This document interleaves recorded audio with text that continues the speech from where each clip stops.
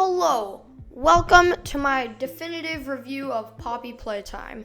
Just a quick heads up before this video starts, there are going to be spoilers for the plotline of Poppy Playtime. So if you're not interested in hearing those, you might want to click off this video and go watch one of my other videos, which will pop up in the top corner of your screen now.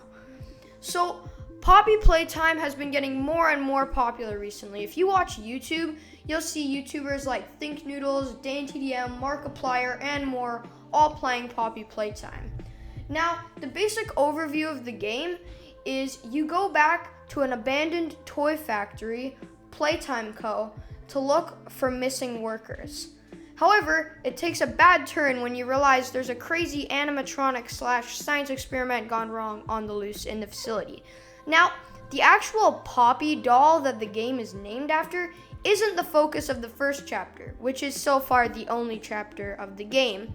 And at Canadian $5.69, it's not the most expensive game out there, but if you have that kind of money, then it's recommended that you at least give it a try or watch one of the channels I mentioned above to get an idea of what the game is about.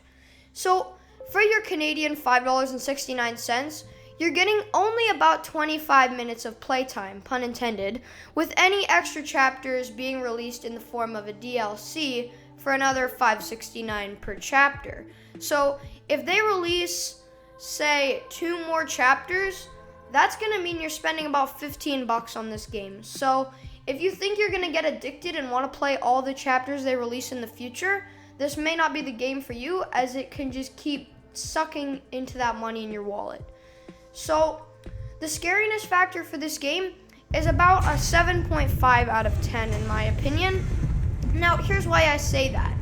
There's a lot of anticipation, but there's not a lot of Huggy Wuggy, which is the main character in this first chapter who's chasing you around the facility.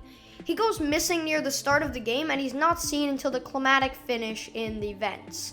Now, this does help increase the game's scariness a little bit because you're very paranoid. You're constantly looking back over your shoulder, and the jump scares in the vent are wild.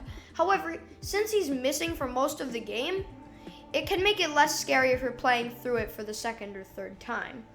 Now, the map is very well designed. It gives a weird opposite vibe because it uses a lot of bright colors and like cartoony wall graphics.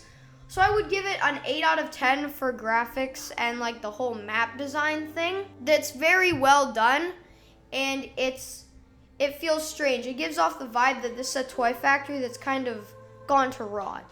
So there are some puzzles worked into the game, but they aren't hugely difficult, and after a little bit of experimentation, you should be able to figure them out.